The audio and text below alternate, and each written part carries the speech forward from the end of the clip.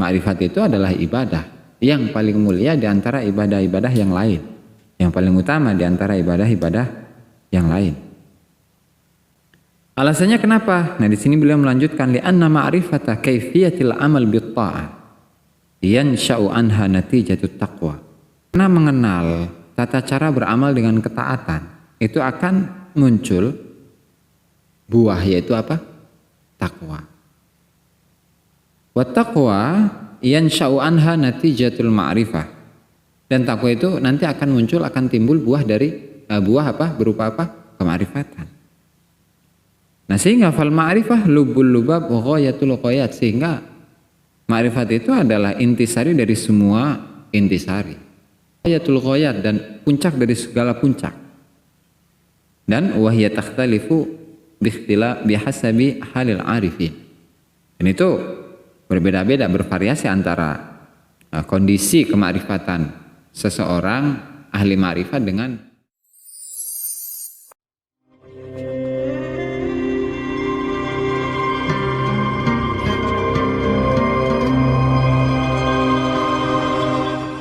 warahmatullahi wabarakatuh.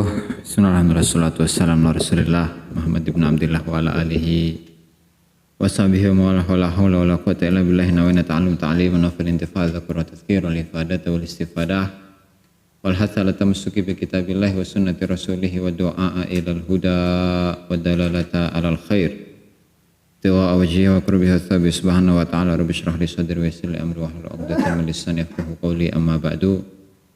Para pemirsa, para hadirin, para subscriber yang dimuliakan Allah Subhanahu wa taala. Alhamdulillah pada malam hari ini kita masih diberi kesehatan oleh Allah taala untuk bisa bersama-sama melanjutkan pengajian kitab Syarah Hikam karya Syekh Muhammad Nuh Al-Bantani, dan juga kitab Syarah Manaqib karya Tuan Syekh Abdul Qadir Al-Jilani rahimahullahu ta'ala. Dan sebelum kita mulai, mari kita hadiahkan Al-Fatihah kepada mu'aliful kitab, semua ulama, semua guru kita, semua orang tua kita, muslimin, muslimat, mu'minin, mu'minat, ala diniyah wa ala kulli niyatin sholihah wa ala manawa bihi aslafuna sholihun ala hadratina Muhammad SAW. Al-Fatihah. A'udzubillahi minasyaitonir rajim. Bismillahirrahmanirrahim. Rahman-Rahim.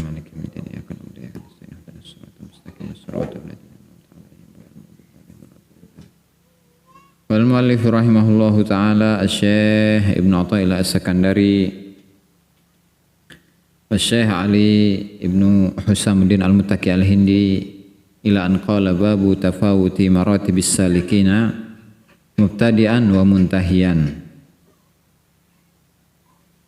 Babu tafawuti, halaman 171.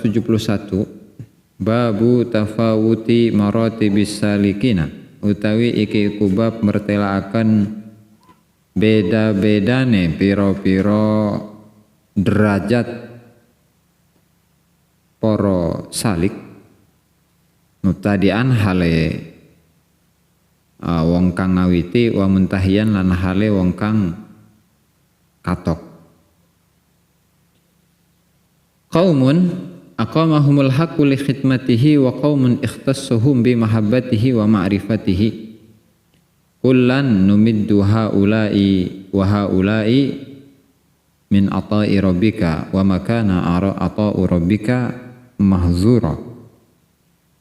Qaumun utawi siji kaum iku aqamahum iku jumenengaken sapa jumenengaken ing kaum sapa al haqqu Allah li khidmatihi maring khidmah Allah, wa qaumun lan utawi siji kaum iku ikhtassahum ngkhususaken sapa al-haq ing kaum bi mahabbatihi kelawan demen Allah, wa ma'rifatihi lan ma'rifat ing Allah. Kulan ing sekabehane numidu peparing sapa kita Allah haulai ing mengkono-mengkono kaum, wa haulai lan mengkono-mengkono kaum min ata'i rabbika saking peparingi pangeran sira, wa makana lan ora ana apa ata'u rabbika peparing pangeran sira iku mahdzura iku kang den larang.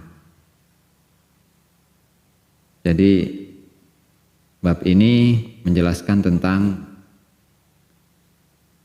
bahwa para salik itu berbeda-beda ternyata derajatnya, dari kalangan mubtadi dan kalangan muntahi, dari kalangan pemula dan dari kalangan senior, kalangan junior dan kalangan senior.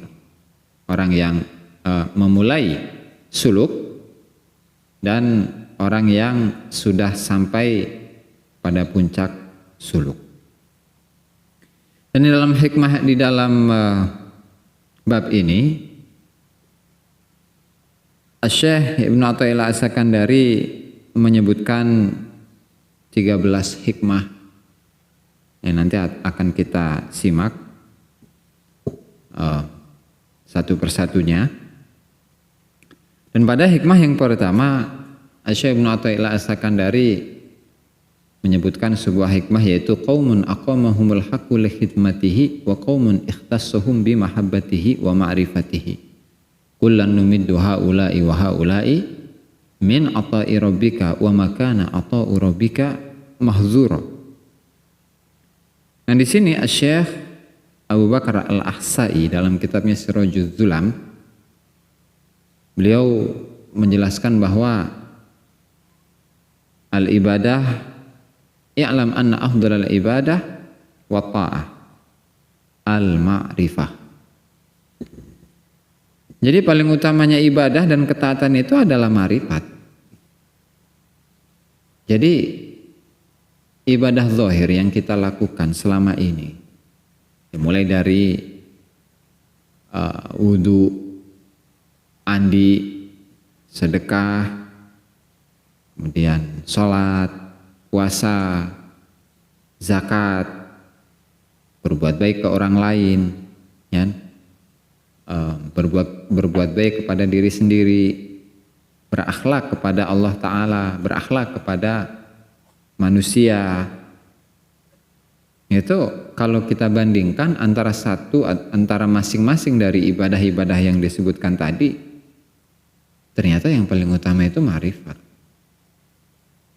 Apa itu ma'rifat? Ma'rifat ya kenal. Kenal, ma'rifat yang kemudian nanti akan berujung kepada sayang. Ya pendekatannya, ya kayak kita inilah deket sama seorang perempuan gitu tuh. Kita pengen deket dengan seorang perempuan, dan yang pertama otomatis apa?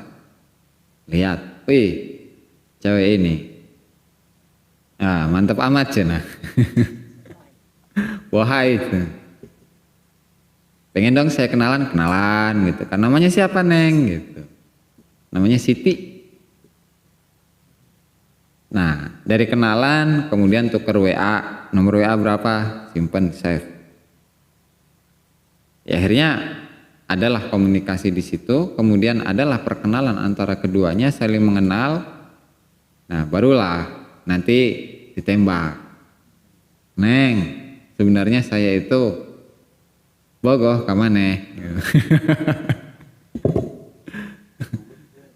Yang akhirnya nanti pacaran, dan setelah pacaran nikah punya anak dan seterusnya gitu ya. Nah, begitu juga dengan manusia dengan Allah Subhanahu wa taala. Jadi awalnya itu ya tadi ngelihat itu ya ibarat seperti kita beribadah. Beribadah ya kita sebenarnya pengen berkenalan dengan Allah Ta'ala kan gitu, ingin dekat dengan Allah Ta'ala. Ya berarti ngelihat kayak ngelihat di televisi, oh ini cantik gitu. Ketika kita beribadah kemudian kita mendapatkan buah dari ibadah, oh ternyata Allah Ta'ala itu kayak gini loh sama saya. Kemudian saya ingin berkenalan dengan Allah Ta'ala. Nah kemudian dikejar itu ibadahnya yang awalnya itu adalah ingin selamat dari neraka, pengen masuk ke dalam surga, pengen ditemukan dengan bidadari dan seterusnya, ya kan? Itu hilang, keinginan itu hilang sama sekali. Kenapa? Ya karena ketika dia kenal dengan Allah Ta'ala, ternyata bersama dengan Allah Ta'ala itu jauh lebih nikmat daripada hanya berdua-duaan dengan bidadari, hanya sekedar masuk surga, hanya sekedar memiliki karomah, hanya sekedar memiliki pangkat, jabatan, dan seterusnya. Sehingga hal semuanya itu ditinggalkan. Ketika semuanya sudah ditinggalkan, barulah dia itu berkenalan dengan Allah lebih jauh, mengenal Allah sifat-sifatnya bagaimana, mengenal Allah zatnya bagaimana, mengenal Allah af'alnya bagaimana, dengan perbuatannya bagaimana. Nah, barulah di situ dia sudah mencapai puncak kemakrifatan yang nanti dia akan mendapatkan cinta Allah. Tidak hanya dia cinta kepada Allah Subhanahu wa Ta'ala, tetapi Allah Ta'ala juga cinta kepadanya. Gitu. Nah, oleh karenanya makrifat itu adalah ibadah yang paling mulia di antara ibadah-ibadah yang lain, yang paling utama di antara ibadah-ibadah yang lain. Alasannya kenapa? Nah, di sini beliau melanjutkan, li'anna ma'rifata kaifiyatil amal bitta'ah yansha'u anha natijatut taqwa. Ya, karena dengan adanya ibadah ini, tata cara atau mengenal tata cara amal itu ada di catatan kaki, bro. Saya kutipkan di situ. Lianna ma'rifata kaifiyatil amal bitta'ah, ya karena mengenal tata cara beramal dengan ketaatan itu akan muncul buah, yaitu apa? Takwa. Wa taqwa yansha'u anha natijatul ma'rifah. Dan takwa itu nanti akan muncul, akan timbul buah dari buah apa? Berupa apa? Kemakrifatan. Nah, sehingga fal ma'rifah lubul lubab wa ghayatul ghayat, sehingga ma'rifat itu adalah intisari dari semua intisari. Intisari dari semua isi, dari semua isi, wa ghayatul ghayat, dan puncak dari segala puncak. Dan wahya takhtalifu bihasabi halil arifin. Dan itu berbeda-beda, bervariasi antara kondisi kemakrifatan seseorang ahli makrifat dengan orang ahli makrifat yang lain. Sesuai lianna ma'rifata kulli arif ala qadri ma amaddahul haqqu minat ta'aruf. Ya, karena kemakrifatan seorang yang ahli makrifat itu disesuaikan dengan kadar pemberian, karunia, anugerah Allah Ta'ala yang dia berikan kepada dirinya. Nah, sehingga ketika seseorang itu mempelajari atau mendalami sebuah thariqah gitu ya, mursyid saya kayak gini misalnya, kemudian dia melihat mursyid lain tuh nggak seperti itu, ya jangan disamakan dong, karena beda-beda. Nah, dari ini baru judul ya. Karena beda-beda antara kemakrifatan seseorang dengan kemakrifatan antara katakanlah satu mursyid dengan mursyid yang lain. Satu ahli makrifat dengan ahli makrifat yang lain itu beda-beda. Bervariasi. Dan tidak sama semuanya itu tidak harus satu warna, satu ciri, satu kondisi, beda. Iya kan? Makanya hal ini kenapa wali-wali itu banyak tingkatan. Itu kan wali, ada wali abdal, kemudian ada rijalul ghaib, ya kan? Ada rijalul ma, kemudian ada al-mutahharun, kemudian ada wali nujaba, nuqaba, ruqaba, autat, dan seterusnya. Banyak wali-wali itu. Kenapa? Ya tadi, bahwa kemarifatan yang dimiliki oleh para ahli arifin itu bervariasi, nggak sama dengan antara satu dengan yang lain. Gitu, sehingga kita jangan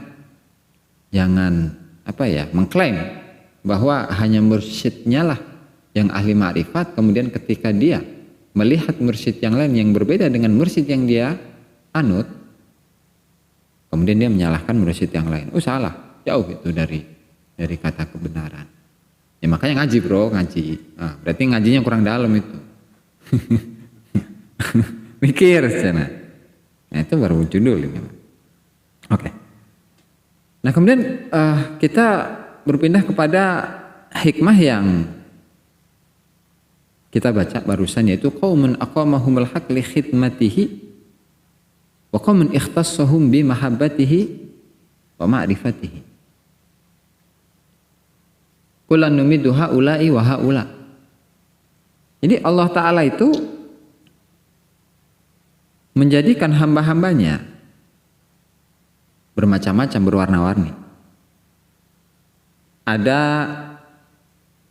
aqamahum li khidmatihi. Ada satu kaum yang memang Allah Ta'ala tempatkan mereka hanya untuk berkhidmah ke Allah Ta'ala. Apa berkhidmah ke Allah Ta'ala? Ya misalnya seperti ngaji, yang tukang ngaji terus gitu kan. Yang tukang salat terus, sholat terus. Yang tukang zikir terus. Yang ahli puasa terus. Yang ahli sedekah terus. Itu kan? Bervariasi, itu ahli khidmah. Sehingga dia melaksanakan itu semua hanya berkhidmah kepada Allah Ta'ala. Satu, golongan pertama itu. Golongan yang kedua, wa qaumun ikhtassahum bi mahabbatihi. Sementara satu kaum Allah Ta'ala khususkan kepada mereka hanya untuk mencintai Allah Ta'ala saja. Hanya untuk ma'rifat kepada Allah Ta'ala saja. Dan memang itu punya bagian masing-masing. Dan itu punya bagiannya masing-masing. Nah, makanya di sini Al-Imam Ibnu Ajibah rahimahullah ketika menguraikan tentang hikmah ini, beliau menjelaskan para ahli ibadah yang dikhususkan oleh Allah Ta'ala, yang dikhususkan perhatiannya oleh Allah Ta'ala, itu terbagi menjadi dua. Yang pertama, wajahahumul haq li khidmatihi, yang Allah Ta'ala arahkan mereka untuk berkhidmah kepada Allah, dan Allah tempatkan waqamahum fiha, dan Allah tempatkan pada khidmah itu. Mereka banyak. Contohnya, faminhum man inqata'a fil fayafi wal ghifar wal qifar li qiyamil lail wa siyamin nahar wa humul ubad waz zuhad. Ada satu kaum yang mereka terhenti di hutan-hutan, di tempat-tempat yang tandus, di padang pasir, yang hanya untuk melaksanakan qiyamul lail, siyamun nahar, siangnya puasa, malamnya ibadah. Dan mereka adalah para ahli ibadah dan ahli zuhud. Jadi ahli zuhud dan ahli ibadah itu ya seperti itu, pekerjaannya, kebiasaannya. Ya. Di antara mereka juga ada wa minhum man wajjahahumul haq li iqamatid din. Sebagian dari mereka itu ada yang Allah Ta'ala arahkan untuk menegakkan agama, wa hifdzi syara'i'il muslimin, dan menjaga syariat Islam, syariatnya para muslimin, dan mereka adalah al-ulama. Jadi ulama itu tugasnya menjaga agama, ya kan, menegakkan agama, mempertahankan syariat. Ulama mengajarkan agama kan termasuk bagian dari itu. Sebagian yang lain, wa minhum man aqamahumul haq li nusratid din wa i'la'i kalimatihi. Sebagian dari mereka itu ada yang Allah Ta'ala tempatkan untuk menolong agama dan menegakkan kalimat agama, dan mereka adalah orang-orang yang ahli jihad. Saiki nggak ono bro, nggak ada sekarang. Saiki. Oke, lanjut. Wa minhum man aqamahumul haq li tamhidil bilad wa taskinil ibad wa humul umara was salatin. Nah, di antara mereka ada yang Allah Ta'ala tempatkan untuk menjaga daerah atau negara, wa taskinil ibad, dan juga menjadikan masyarakatnya itu damai. Siapa mereka? Al-umara was salatin. Pejabat, bupati, gubernur, presiden, menteri, dan seterusnya. Itu memang Allah Ta'ala tempatkan mereka untuk menjadi pejabat, ya. Nah, sehingga dari sini, karena semuanya itu ada bagian masing-masing, udah sih, jangan ganggu gitu. Ya, dalam arti Dalam hal kepemerintahan, serahkan kepada ahlinya. Dalam hal agama, serahkan kepada ahlinya. Dalam hal perekonomian, serahkan kepada ahlinya. Jadi antara satu, katakanlah satu ahli dalam bidang itu nggak boleh ngobok-ngobok bidang yang lain. Contoh, ada seorang ahli bedah, dokter bedah. Dia kan keahliannya memang membedah organ-organ yang di dalam kan, paru-paru kayak usus segala macam gitu kan, jantung dan seterusnya, atau otak gitu dan seterusnya. Kemudian ada dokter lain, dokter umum, ya kan? Nah, ketika seorang dokter bedah ini ketika mendapati seorang pasien ya yang memang dalam kondisi yang darurat, ya meskipun secara zahir itu terlihat sehat-sehat saja, tetapi memang dalamannya itu udah rusak. Ya mau nggak mau dia kan harus dibedah, tuh kan? Nah ternyata dokter umum komplain, kamu ngapain ngebedah-bedah segala, ngebuka-buka segala, jeroan segala macam. Sementara dia terlihat sehat-sehat saja. Oh, salah berarti kan. Kenapa? Ya karena dokter umumnya bukan ahlinya. Ini spesialis bro, spesialis pembedahan, sementara kamu dokter umum. Nah begitu juga dalam hal ini, ketika seseorang itu mencintai Allah Ta'ala dengan perasaan yang sangat meluap-luap, menggebu-gebu, kemudian ada orang lain yang belum mencapai hal itu, ya jangan salahkan dulu lah. Pelanggaran dalam syariatnya apa kalau memang berbicara tentang syariat, tuh kan? Kemudian salahkah ketika seseorang itu mencintai Allah dengan caranya, sementara Allah Ta'ala itu memberikan tugas kepada manusia dengan masing-masing tugas tadi. Ada yang ulama, ada yang ahli ibadah, ada yang pejabat gitu kan. Ya masing-masing tugasnya sih. Kalau mengingatkan sih iya nggak masalah. Cara mengingatkannya yang dipermasalahkan. Gitu. Nah sehingga hal ini semua tadi yang disebutkan baik umara, salatin ya, para ulama, para ahli ibadah dan seterusnya itu aqamahumul haq li khidmatihi.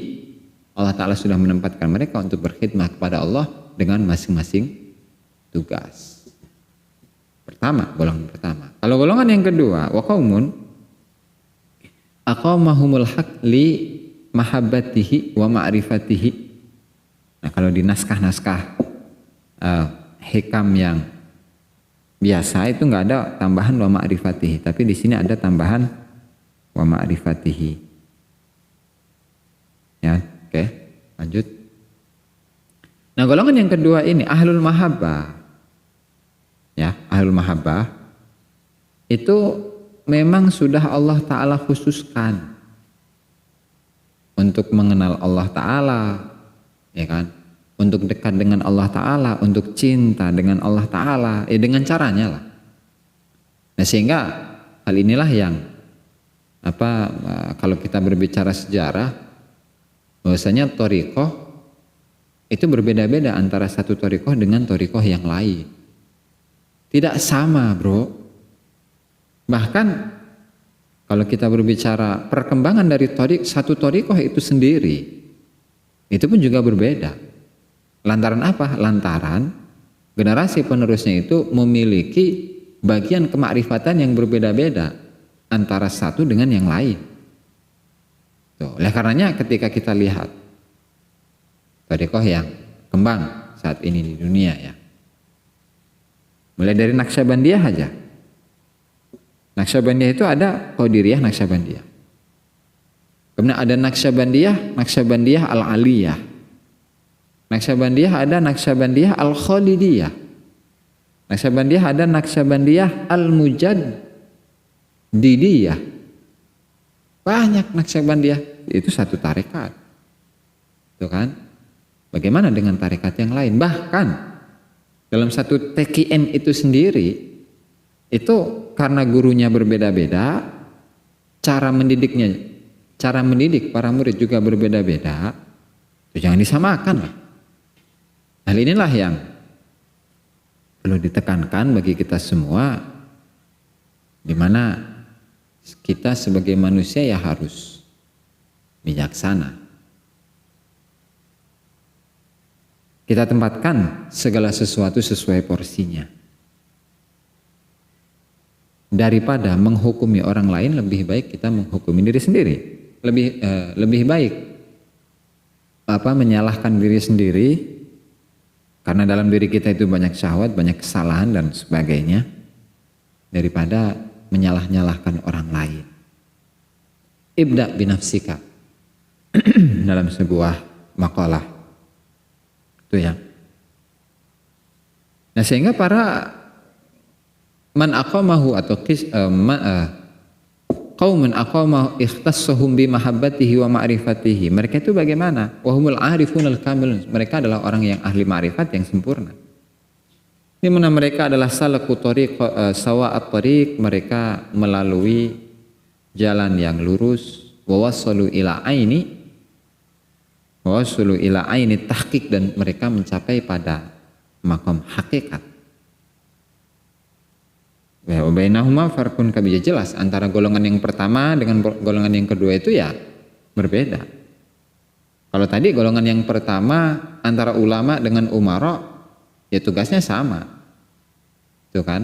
Tugasnya sama. Maksudnya mereka berdua itu dalam satu tingkatan di mana tugas mereka adalah khidmah kepada Allah.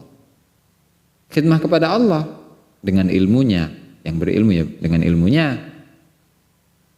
yang punya amal, yang bisa beramal ya dengan amalnya, yang berkuasa ya dengan kekuasaannya, yang punya harta ya dengan hartanya, tuh kan?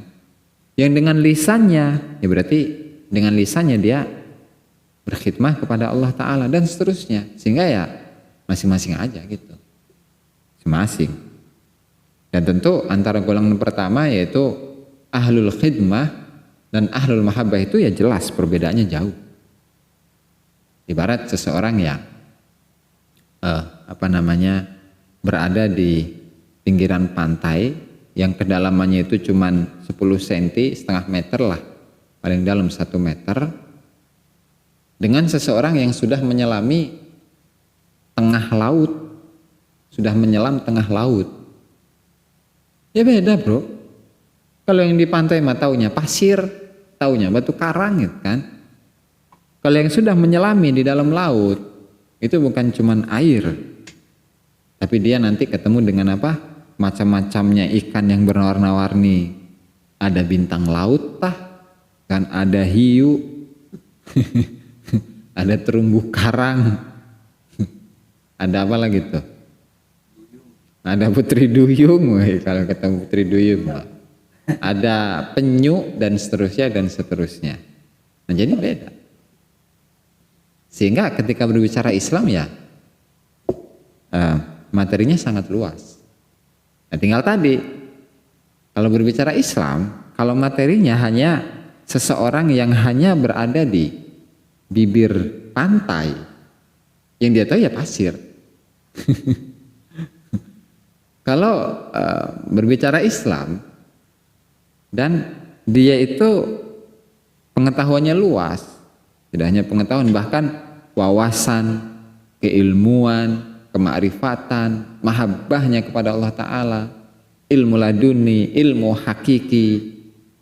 Jadi ya sama dengan orang yang sudah menyelam di tengah lautan, yang dia menemukan macam-macamnya, warna-warninya, binatang-binatang yang ada di laut atau isi dari dasar laut itu.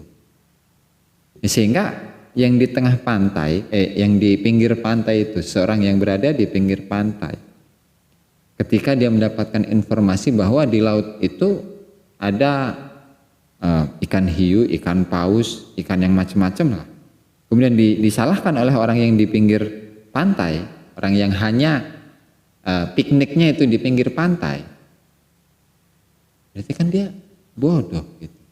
Jangan bodoh, kasar bodoh. Pengetahuannya itu dangkal.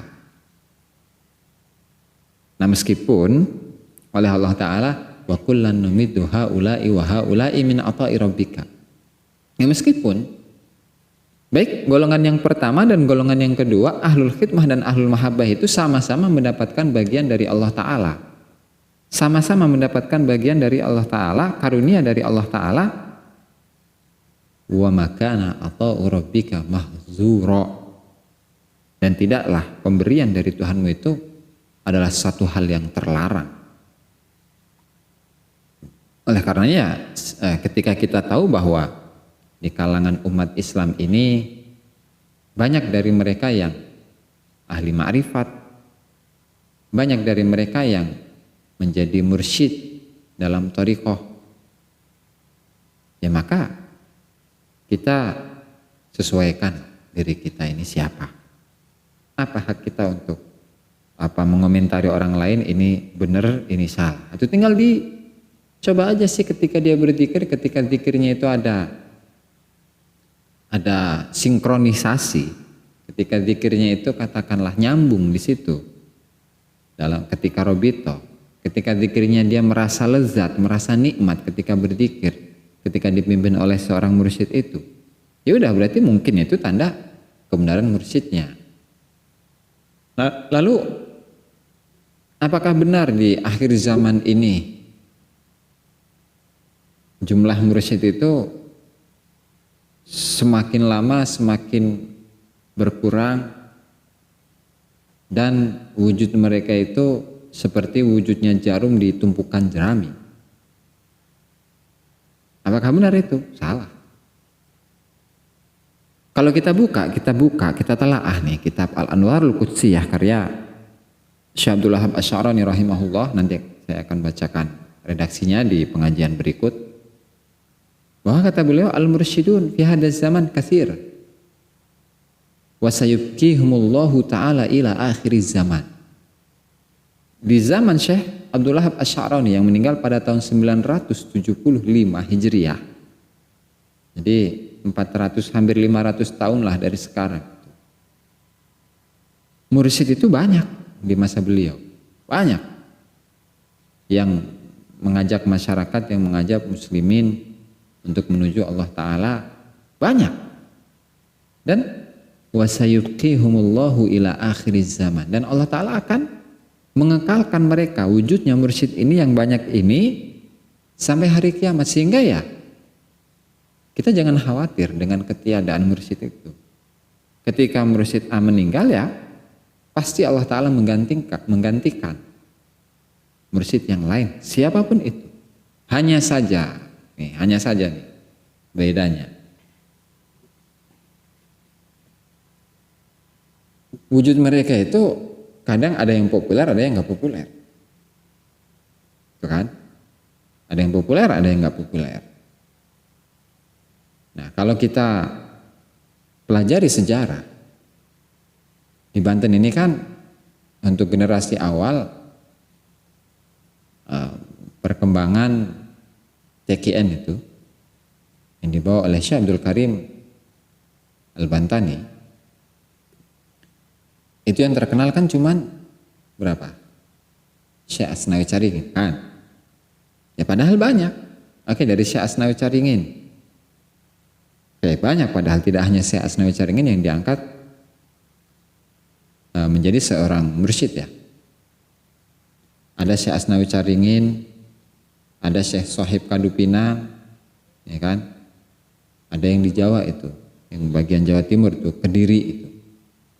Kemudian ada di mana, di Semarang itu, di Meranggen, Syekh Muslih, ya kan?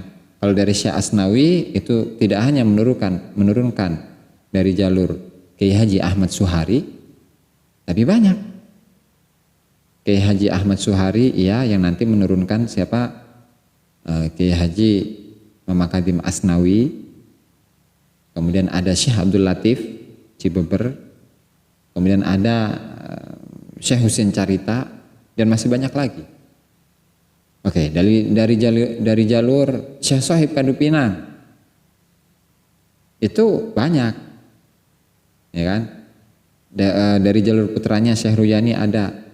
Kemudian dari jalur murid-murid yang lain pun ada.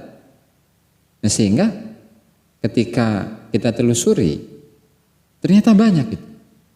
Hanya saja memang yang terkenal, misalnya kalau di Banten ini TKN, yang disebut pasti dari jalur Syekh Asnawi. Sementara dari jalur Syekh Sohib ataupun murid dari Syekh Abdul Karim yang lain itu kurang terlalu masyhur. Kenapa? Ya bagiannya masing-masing lah. Qaumun aqamahumul haqq li hikmatihi wa qaumun ikhtassahum bi mahabbatihi.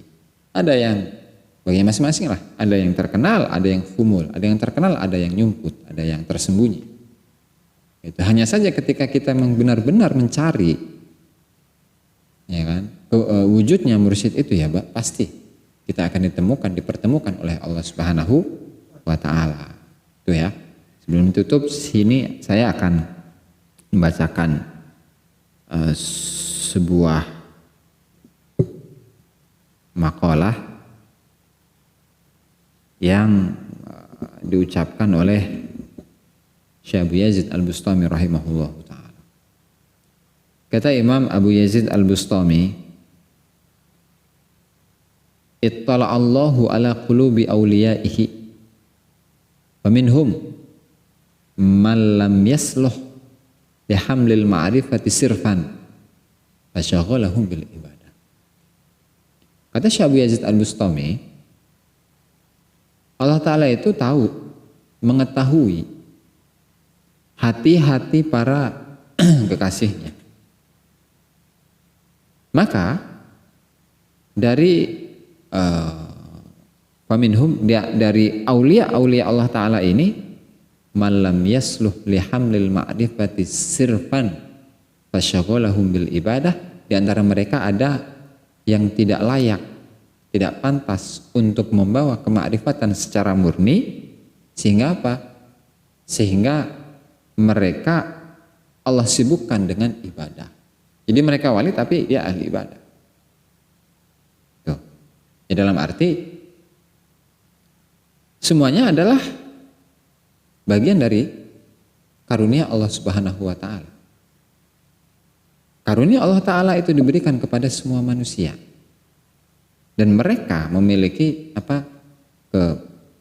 kesempatan untuk bisa menjadi kekasih Allah Ta'ala. Hanya saja kesempatan itu, hanya saja mereka itu terkadang itu tidak bisa untuk mencapai kemakrifatan secara jalan tol, tapi harus melewati jalan biasa selain jalan tol, sehingga ya zohirnya itu ada yang jadi menteri gitu, ada yang tukang macul, ada yang tukang puasa, dan seterusnya, yang pada intinya dari ucapan ini pesan dari Syekh Abu Yazid Al-Bustami rahimahullahu ta'ala, karena semuanya adalah ahlullah ta'ala, sehingga kita harus berhusnudzon kepada siapapun, meskipun zahir mereka adalah orang yang ahli maksiat, meskipun zahir mereka adalah orang yang biasa-biasa saja, tetapi hakikat mereka hanya Allah Ta'ala yang tahu. Kita tidak berhak untuk menghakimi mereka atau menghukumi mereka, karena daripada menghukumi orang lain, mending kita menghukumi diri sendiri. Sebelum ditutup, ada pertanyaan. Dibaca baik bro. Non ya.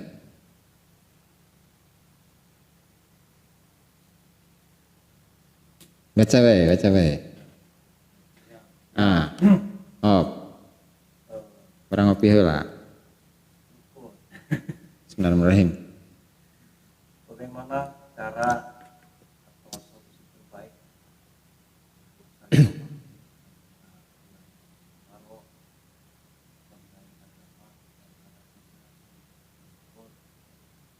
pandangan Thariqah? Jadi kalau menurut pandangan Thariqah seperti tadi yang dijelaskan sebenarnya, karena semua orang itu memiliki bagian masing-masing dari Allah Ta'ala, yang seakan-akan ulama itu bentrok atau gesek lah, ada gesekan antara umaro dengan ulama gitu ya. Yang pada intinya ketika ada gesekan antara ulama dengan umaro, tidak ada kerjasama antar mereka, ya berarti sebenarnya ada apa nih dalam diri ulama, terutama nih ulama nih, soalnya ulama itu yang lebih dominan, yang lebih riskan untuk timbul adanya gesekan. Ya seharusnya para ulama ini memperdalami lagi sejarah Islam, bagaimana Nizamuddin Al-Wazir, Nizamul Muluk, di mana beliau adalah seorang perdana menteri di masanya itu kerjasama dengan ulama, sampai Al-Wazir Nizamul Muluk ini membangunkan kepada ulama itu banyak universitas besar pusat yang didirikan di kota-kota besar saat itu. Makanya ada Baghdad, kemudian ada Qahiroh, kemudian ada Nisabur, kemudian di Yaman itu ada, dan di beberapa kota-kota besar lainnya. Ya seharusnya ke sana. Dan rata-rata nih, kalau kita lihat nanti itu di mana di Syarah Manaqib, kisah dari Syekh Abdul Qadir Al-Jilani, itu ada sinkronisasi antara beliau dengan khulafa, umaro, gitu. Sehingga si umaro ini ya kerjasama, tidak ada saling merendahkan, tetapi saling mendukung. Nah biasanya seperti itu yang menjadikan satu negara, satu daerah itu bisa aman, bisa tentram, bisa sejahtera. Ya adanya seperti itu, ya kan? Ya soalnya kalau ada clash antara ulama dengan umaro, nanti efeknya besar itu. Apalagi ketika ulama itu mengumpulkan massa yang tujuannya adalah untuk revolusi, kan bahaya. Nah kemudian pihak dari pemerintah misalnya, karena dia juga merasa benar dan merasa ditantang, dilawan, ya akhirnya dilawan. Terjadilah benturan antara rakyat dengan pemerintah, yang ujungnya nanti adalah hancurnya negara itu. Nah seharusnya lebih memperdalam ilmu agama itu satu, sejarah ya terutama. Kemudian yang kedua adalah mengontrol diri, terutama dari kalangan ulama itu sendiri. Ya karena namanya pejabat ya seperti kita, manusia biasa. Hanya saja mereka mendapatkan titipan dari Allah Subhanahu wa taala untuk memegang pemerintahan tertentu. Entah itu daerah ya misalnya kabupaten atau provinsi, kan, dan seterusnya. Nah, mereka ya sama kayak dengan kita ketika ada komunikasi yang baik antar keduanya, ya nanti akan berjalan baik ke depannya dan untuk kemaslahatan semuanya. Kono. Oke, itu untuk pertanyaan pertama. Hop, yang kedua.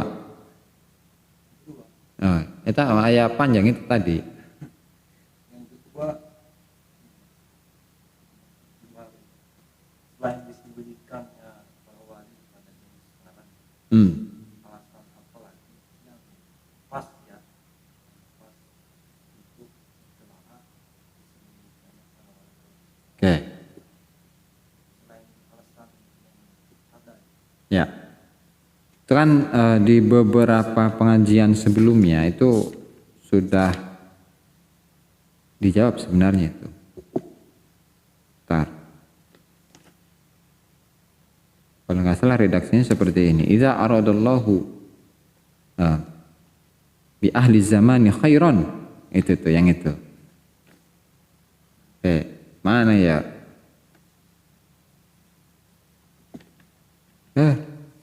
Mana buaya? Apa? Leungit deh. Nah, ini di babul istidraj ya. Jadi Imam Nawawi, Syekh Nawawi Al-Bantani rahimahullah dalam syarah hikamnya menjelaskan, qala ahlul qulub idza aradallahu bizamani khairan wa bi ahlihi falahan ja'ala uqubatadh-dhalimina fi amwalihim wa abdanihim. fa yanzajiru bidzalik wa ya'riful 'ammatu wujudas shalihin wal auliya. Ketika Allah Ta'ala itu ingin menjadikan suatu masa menjadi masa yang baik, maka orang-orang yang zalim itu mendapatkan siksaan di dalam hartanya. Sehingga ketika harta dan badannya, wa abdanihim, sehingga setelah mereka mendapatkan, karena mereka zalim, kemudian mendapatkan siksaan dari Allah Ta'ala, setelah itu mereka sadar. Dan orang-orang awam itu akan percaya bahwa di sana ternyata banyak kekasih-kekasih Allah Ta'ala yang ada di masa itu. Satu. Yang kedua, idza aradallahu bizamani syarran wa bi ahlihi fasadan ja'ala uqubatal zalimina fi adyanihim fala yash'uruna bidzalik. Sementara ketika Allah Ta'ala itu ingin menjadikan suatu masa menjadi masa yang buruk, maka orang-orang yang zalim itu diberi ujian oleh Allah Ta'ala dalam agama mereka. Sehingga ketika Allah Ta'ala memberikan ujian, memberikan cobaan dalam agama mereka, mereka nggak kerasa.